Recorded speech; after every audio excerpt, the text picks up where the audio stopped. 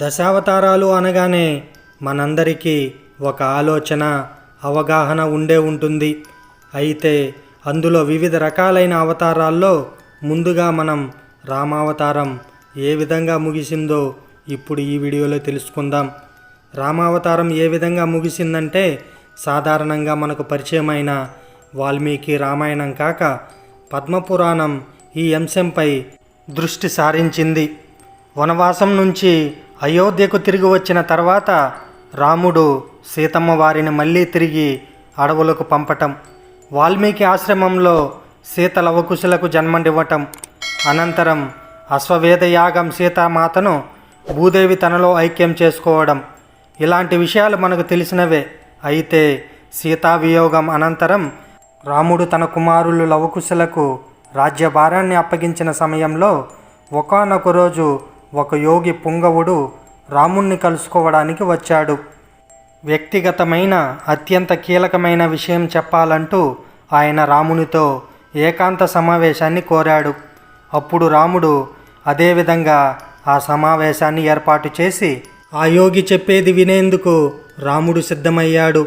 ఆ యోగి పుంగవుడు మరెవరో కాదు, యమలోకం నుంచి వచ్చిన కాలయముడు. రామావతార పరిసమాప్తి గురించి రామునికి తెలియజేసేందుకే ఈ రూపంలో వచ్చాడు. రావణవధతో రామావతార ప్రయోజనం సిద్ధించిందని, ఇక ఈ అవతారాన్ని చాలించి వైకుంఠానికి తిరిగి రావాలని యమధర్మరాజు రాముణ్ణి అర్థించాడు. అంతకుముందు తమ ఏకాంత సమావేశాన్ని ఎవరూ భగ్నం చేయకుండా ఉండాలని రాముడు తన సోదరుడు లక్ష్మణుణ్ణి ఆదేశిస్తాడు. అత్యంత రహస్యమైన ఈ సమావేశం జరుగుతున్న సమయంలో ఎవ్వరు వచ్చినా సరే అనుమతించవద్దని స్పష్టంగా లక్ష్మణునికి చెప్తాడు. అత్యంత కోపిష్టిగా పేరొందిన దుర్వాస మహర్షి ఆ సమయంలో అక్కడికి వచ్చి రాముని దర్శనాన్ని కోరుకుంటాడు. అప్పుడు రాముని ఆజ్ఞ ప్రకారం లక్ష్మణుడు దుర్వాస మహర్షిని వెళ్ళడానికి నిరాకరిస్తాడు. అప్పుడు ఆ మహర్షి లక్ష్మణుణ్ణి శపించేందుకు సిద్ధపడతాడు. అప్పుడు లక్ష్మణుడు రాముడి మాటలని ధిక్కరించడమా లేక శాపాన్ని ఎదుర్కోవడమా అనే ఆలోచనలో పడతాడు.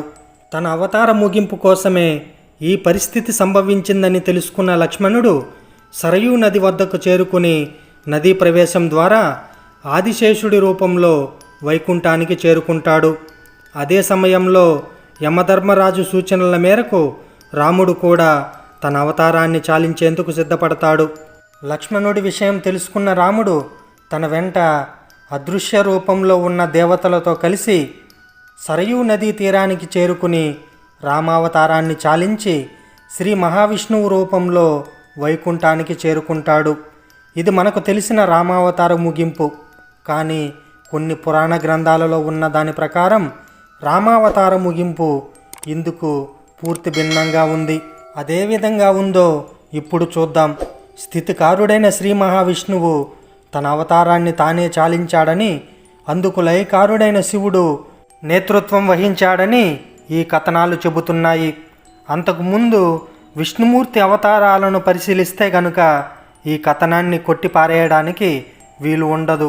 వరాహ అవతారంలో హిరణ్యాక్షుణ్ణి వధించి భూమిని కాపాడిన అనంతరం విష్ణుమూర్తి కుటుంబ బంధంలో మునిగిపోయి ఉన్నాడట.